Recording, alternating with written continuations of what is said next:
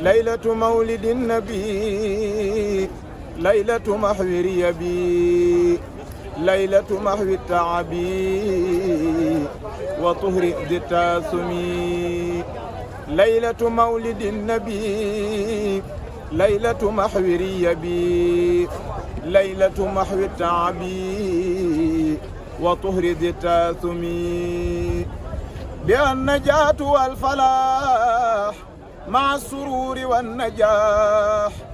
بها الرباح والصلاح مع اندفاع النقم حوت خوارق بدات عن الرواة ثبتات كمثل نار أطفئات مع محاء دقم وعين ساوة التي قد عظمت وجلت للفرس قبل الملة وصيرت كالعدم وكانقضاض الشهب طردا لأهل الريب عن سمع أخبار النبي ورجعوا بندم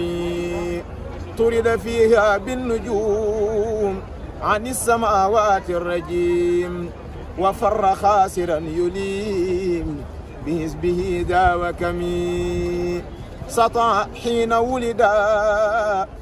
خير النبي قد بدا صلى عليه من هدى فؤاده بالحكم نور عظيم قد يرى به قصور خيصرا من كان في أم القرى مكة خير الحرم إيوان كسرا صدعا فيها وقبل رفعا سمك له فارتفعا نحو صمى المكرم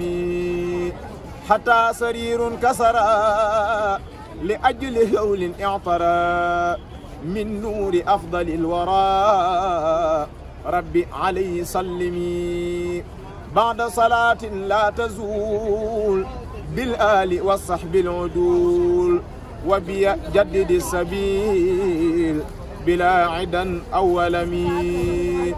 بعد صلاة لا تزول بالآل والصحب العدول وبيجدد السبيل بلا عدا أو ولمي صل وسلم على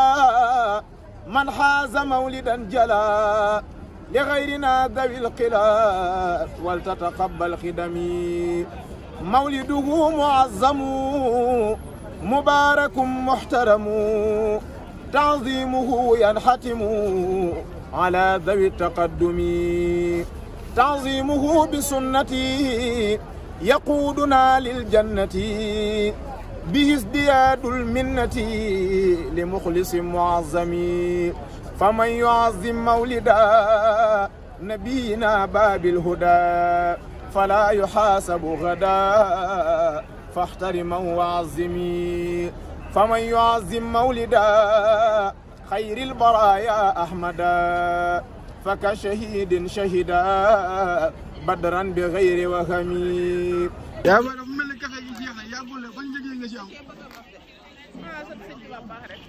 yëg-yëg ma am daal mooy delluwaat kër ga defarawaat café indi rek ndax suñ sañoon fa naa ne ko jox ba set waaye nag alhamdulilah rek ñaan téyewaat ko déwén comme defar nañ ko daaw ñaan téyewaat ko déwén rek ñëpp fekke bu kenn bañ a wax kenn bañ a te képp ku ci naanoo yàlla yàlla fekk seen jërëjëf yëg-yëg bu sori nag ndax ki nga xam ne mooy soxna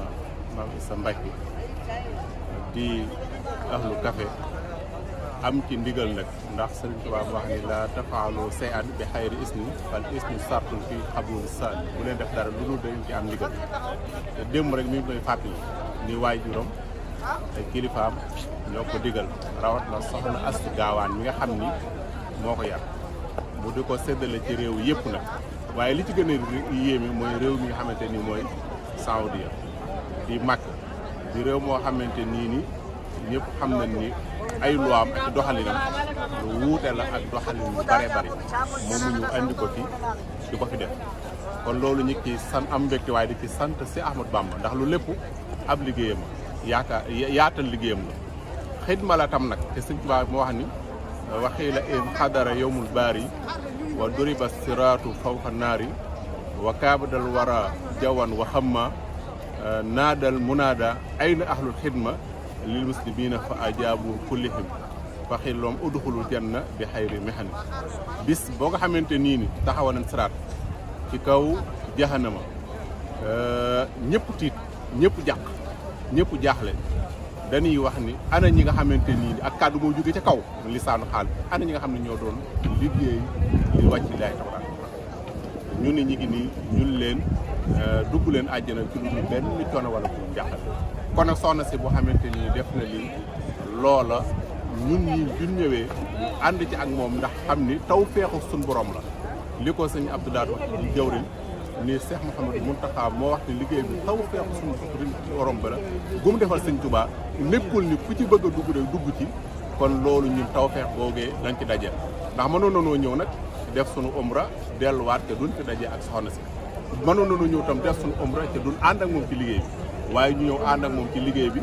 ngir fexe barkeelu ci loolu ngir fexe fàggu ci ay tuyaaba loolu dañ ñuy amal solo wax dëgg yàlla nga xam daal am nañ ci kontaan lool am na ci mbégte ñu koy ñaanal ci barke maamam suñu borom gën ko yëkkati gën ko kaweel gën a yokk darajaam gën a yokk xéwalam ba lim bëgg ci liggéey bi lépp rek suñu borom defal ko salaamaaleykum